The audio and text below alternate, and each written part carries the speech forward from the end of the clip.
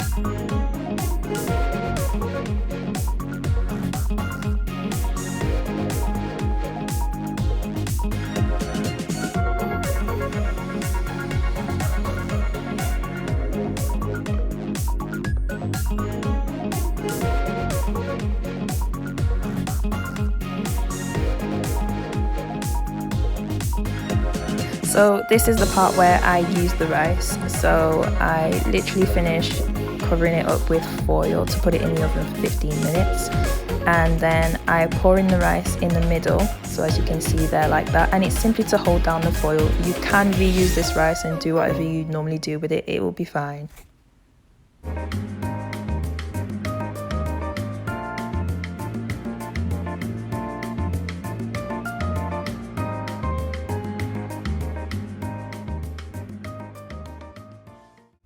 So this is the pastry 15 minutes after it's been in the oven.